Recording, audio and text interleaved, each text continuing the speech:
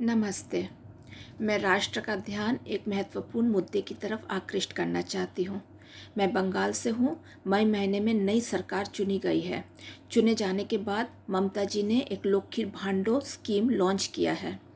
इस स्कीम को पहले मैंने सोचा था कि कल्याणकारी योजना है और मैंने इसके हक में कमेंट्स किए थे, लेकिन अब मुझे समझ में आ रहा है कि एक बहुत बड़ा घोटाला है और ये एक साधारण कोई आर्थिक घोटाला नहीं है। ये एक राष्ट्रद्रोही घोटाला है। केंद्र सरकार को चाहिए कि तुरंत इस पर ध्यान दे, और चूंकि बंगाल एक सीमावर्ती प्रदेश है, इसलिए अगर उन्हें लगे कि ये स्कीम के जरिए कुछ गड़बड़ हो सकता है तो इस पर प्रतिबंध लगा दे और ज़रूरत हो तो राज्य की सरकार के खिलाफ एक्शन भी ले। मैं इस समझाती हूँ किस तरह से है। आपको पता ही है कि पंचायत इलेक्शन बंगाल में 2023 जुलाई महीने में होंगे, और पंचायत इलेक्शन जो है वह हमारा ग्रास रूट इलेक्शन होता है।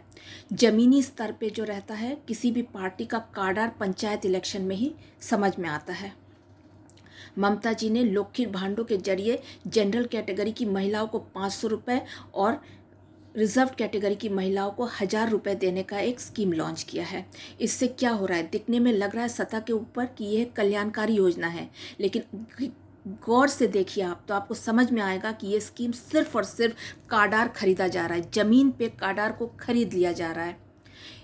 इससे क्या हो रहा है कि पूरी जो महिलाएं हैं, जो कि परिवार की धुरी होती है, राष्ट्र की धुरी होती है, समाज की धुरी होती है, उनको पूरी तरह से अपनी तरफ वो खरीद ले रही है, आकृष्ट कर ले रही है। ये पूरी तरह से टीएमसी के लोग हो जाएंगे।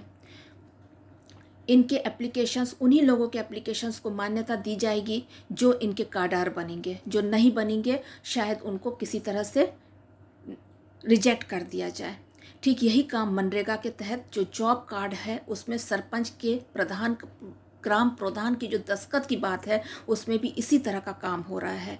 जो लोग अन्य पार्टी की गतिविधियां करते हैं उनके लिए प्रधान आनाकानी कर रहे हैं दस्तखत करने से, जबकि जो पार्टी कार्डर है टीएमसी के, उनको आसानी से दस्तखत मिल जा रहा है। तो आप समझ रहे हैं कि गरीब इंसान जो है, जो हमारा बहुसंख्यक समाज है, जो ज़मीन पे रहता है, ग्रामीण इलाकों में रहता है, पंचायत इलेक्शन में वोट देता है, उसको टारगेट किया जा रहा है इस तरह के स्कीम के जरिए।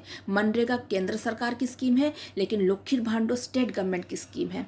इस लक्ष्मी भांडो के जरिए महिलाओं को आकृष्ट किया जाएगा एक तरफी, और दूसरी तरफी जो महिलाएं दूसरे पार्टी का काम करेंगी उनको गुंडों बदमाशों के जरिए डराया, उनके परिवारजनों को डराया धमकाया जाएगा। इस तरह से क्या हो रहा है कि एक पार्टी सिर्फ कई कई सालों तक का बंगाल में राज करती रहेंगी। ठीक ऐसा ही हुआ था। कांग्रेस भी 30 साल तक का राज किए, उन्होंने बंगाल का कुछ भला नहीं किया। उसके बाद रक्तपात हुआ। रक्तपात के बिना कभी भी बंगाल में सत्ता परिवर्तन नहीं होता है। फिर वामपंथी आए, उन्होंने 35 साल बंगाल पर राज किया। फिर उसके बाद ममता जी ने संघर्ष शुरू किया, उनके ऊपर कई बार कुठाराघात हुआ है। काफ़ी जद्दोजहद के बाद सत्ता परिवर्तन हुआ है। वामपंथियों ने भी बंगाल का कुछ भला नहीं किया। अब ममता जी आई है, कितना भला कर रही है आप सब देख रहे हैं।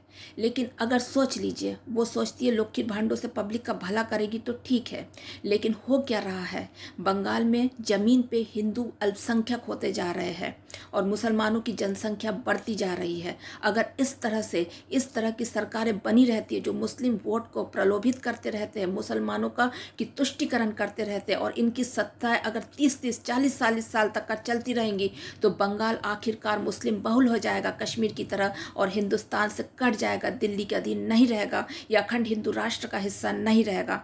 मैं प्रथम दृष्टया देख के कह रही हूँ कि लक्ष्मी भांडो के संबंध में मेरा जो आकलन था पहले, वो गलत है। ये कल्याणकारी योजना नहीं है, ये देशद्रोही आर्थिक घोटाला है। इसके जरिए आम करदाताओं के द्वारा दिया गया पैसा और केंद्र सरकार के द्वारा दिया गया अनुदान का दुरुपयोग हो रहा है, जमीनी स्तर पे, तृणमूल स्तर पे काडार खरीदने के लिए।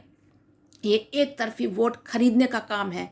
आप सोचिए, किसी परिवार को पूरे साल में आप 6000 और मंथली 500 रुपये दे रहे हैं, और एक दूसरे कैटेगरी के परिवार को आप पूरे साल में 12,000 दे रहे, या मंथली आप 1,000 दे रहे। तो एक तरीके से आप उनको पूरी तरह से खरीद ले रहे हैं। ये गणतंत्र का अपमान भी है, राष्ट्र का नुकसान भी है। इसमें गणतंत्र का गला पूरी तरह से घोंट दिया जा रहा है।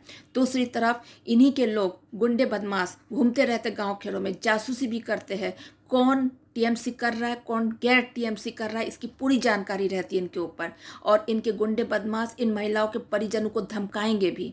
तो इस तरह से आप समझ सकते हैं कि ये एक देशद्रोही घोटाला है। इस पे केंद्र सरकार ध्यान दे, और अगर उन्हें लगता है कि इसके चलते ये सरकार 30-40 साल तक का काडार खरीद के सत्ता पे बने रहने की मंशा कर रही है, तो अगर ज़रूरत पड़े इस स्कीम को बैन कर दे, और ज़रूरत हो तो इस सरकार को भी आप बर्खास्त कर दे। राष्ट्र हित में वंदे मातरम।